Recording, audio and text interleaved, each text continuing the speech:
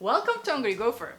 Gopher is hungry for Korean tofu stew today. It's called Sundubu Jjigae in Korean. Sundubu is extra silken tofu. Jjigae means stew. So let's get it started. We need to make some killer broth. The broth is typically made with dried anchovies and kelp. But I'm going to make vegetable stock today since these ingredients are easier to find and it's just as tasty. We'll need 3 cups of water and a third onion with skin on, same part daikon or regular radish, same part cabbage, 2 green onion bottoms, and some mushrooms. Turn the heat on. Make sure to wash the vegetables well since we are using the skin. Vegetable scraps are perfect to make this broth.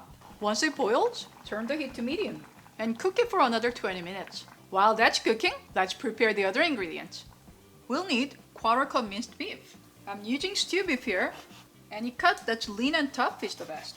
If you're vegetarian, skip this step. Sliced mushrooms.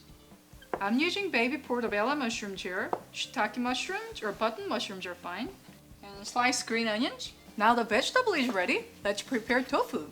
This stew is usually made with extra soft one, which retains a little more water than soft tofu. But today I'm gonna use just regular soft one, since it's easier to find and the result is just as good. And break it with your hand gently. I like the mixture of big chunks and small bits. Tofu is a great source of vegetarian protein. Eat more tofu.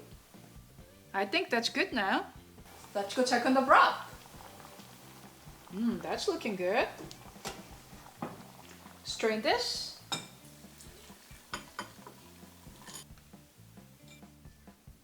Now the broth is ready. Let's cook things up. Turn the heat on. Add sesame oil. Add the meat. And cook it until it's nice and brown. It'll take about 2 minutes.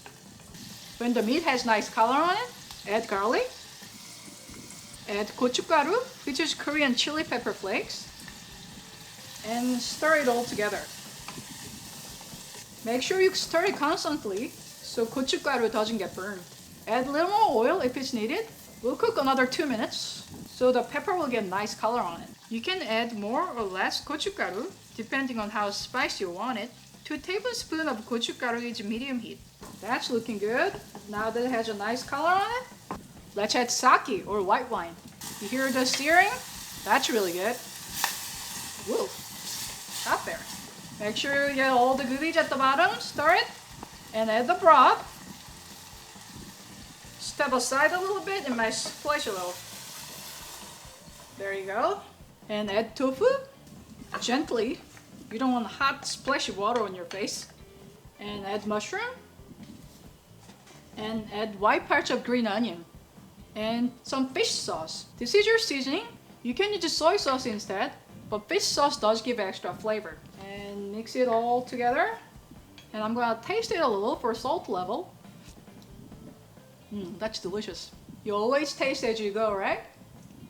And let it cook until it boils. The stew is traditionally made in a clay pot like this, which retains heat really well. If you don't have one, just use your regular pot. Now it's boiling, let's add seafood. Add shrimps and the mussels. And stir it all together. And we cook this until mussels are cooked, which will take about 2 minutes. This is a versatile dish to use any toppings. You can make vegetarian version just using zucchinis, onions, and green onions. This tofu stew is a common everyday food in Korea. It's a quick, affordable meal with lots of flavor and nutrition. No wonder it's so popular in Korea. I think it's ready now. Turn the heat off. Add the rest of the green onions. Add an egg. And mix the egg. There's enough of heat left in the pot, so it will cook the egg just perfectly. That's looking so good. I'm gonna garnish it with just a little bit of green onion, just for extra color. I think it's ready now. This stew is usually served with a side of rice and kimchi. Let's see how we did.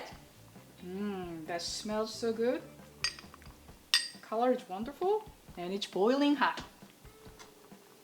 Let me taste it for you.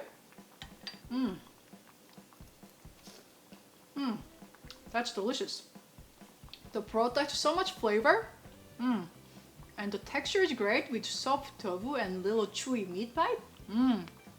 Try this recipe and let me know how it turns out. I'll see you next time. For more information and complete recipes, visit hungrygopher.com.